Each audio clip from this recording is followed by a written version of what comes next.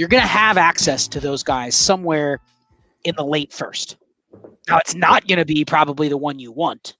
It may be you just settling on one because, okay, he was a first-round pick. But when you look at that gap between just taking Malik Willis at 102 versus being able to get your wide receiver 1 plus the quarterback 4, that's where you can take advantage of essentially the fact that the tier is going to be gone at running back. If you're looking to get a running back out of this pick, it's a simple evaluation. Do I have Kenneth Walker higher than the running back I'm getting offered? Right. And I'm pretty sure the running backs you're getting offered, you're not going to want to take over Kenneth Walker. There's probably going to be... It depends, because I've seen, I've been asked like, hey, would you take Dalvin Cook over the 102? And yeah, how about Austin Eckler? Would you rather have Austin Eckler? Yeah. Than the 102? Yeah, because I think I think Austin Eckler is going to have at least 2 more elite seasons in him. Walker, I don't know if he'll have any. And again, it's not that I dislike Walker. Just Eckler's a more complete back. I know what Eckler is, right? I don't know what Kenneth Walker is. And I don't know that he's going to be a long-term asset. Well, I know he's not going to be because he's a running back. But I think I would take the security of Austin Eckler right there over Walker. I think you have to be careful on just saying, okay, I have this running back over Kenneth Walker. You don't want to trade the 102 for Nick Chubb because you're basically just getting a version of Kenneth Walker that's already proven to be good. But you're not really getting an advantage at that spot. Like, that's not what I want to trade for. If you're trading for a guy, like if you can get McCaffrey or Eckler or the guy, insert the running back you get that you can tell yourself has the upside to be a league winner, one of those like top 6 or better running backs, then I could justify that. But just to trade him for, you see people post their running back rankings all the time. And it's like, oh, Kenneth Walker's my RB 15. It's like Joe Mixon's my RB 11. I'm not trading the 102 for Joe Mixon. That's dumb. Yeah. Right. The list of guys I would accept are probably like 6 or 7 running backs in Dynasty. And Austin Eckler would be at the very bottom of that list. So I just don't. That's a good point. That's not the path I want to explore. I'd much rather explore trading back. Like Shane said, trade back. You don't have to get 2 firsts, but can you trade back and get the 106 and Leonard Fournette or James Conner or someone like that? Like, to me, that's a much closer gap than just trading the pick for Dalvin Cook. I mean, Dalvin Cook scored 16 points per game last year. So to sit here and say like he's automatically a difference maker, he's probably not. He's going into his 6th year. Not that he's not worth the 102. I don't want to just swap the 102 for Dalvin Cook unless I'm like, that's the closing piece of my team. And I'm not probably closing the final piece on my team in May. 102 equals blank plus 23 first. Wait, so any first in this draft, honestly? Yeah, 112, fine. Yeah, that was it. Yeah. It feels gross. Right. I just saw a 102 for a 111 and a 23 first, and I'm sitting there like, okay, the 1 or 2 mistakes, and I might get a player that I would have taken at 105 or 106 at the 111, and that feels like a great deal. Okay, so it could be like insert player who's worth a late first too. So, like who's an example? Rashad Bateman in a 23 first or the 102. I would be fine probably with the package, but I know Shane doesn't think Bateman's worth a first, so he might look for a different option. What about Claypool and a 23 first or the 102? Yeah, I'm a Claypool bitch, so I'd probably make that move. There's a good chance I'd make that move with Bateman too, to be honest with you. And I think if it's a straight up deal and you're trying to go because here's the thing, you already know if you draft a wide receiver at 102, barring something crazy happens, you're wasting value with the pick. Yep. I think most of us would agree.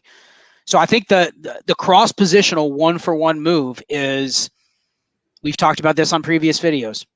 CeeDee Lamb, AJ Brown, T Higgins, like one of those guys just straight up, I would accept for the 102 if it's like a clear cut top like 10, top 12 receiver. I think that's a fair 1-for-1 deal. But anything lower than that, you're starting to get into Elijah Moore, Devontae Smith. You know what I mean? Like that's too low for me to say it's straight up. But if it's 1-for-1 and you're going to give me, DK Metcalf or I'm fine taking like one of those straight up and just walking away and saying, hey, I got the wide receiver one in the class and he's already smashed before. If you can't move back from that 102 and get the 107 and 112 or 111 and 23 first, and you can't trade that 102 for like a T Higgins or a CD Lamb, would you recommend someone draft Malik Willis or draft Walker? What do you think in terms of resale purposes? Let's say you don't have a quote unquote need. Should you take the scarcity of a QB or the scarcity of an RB?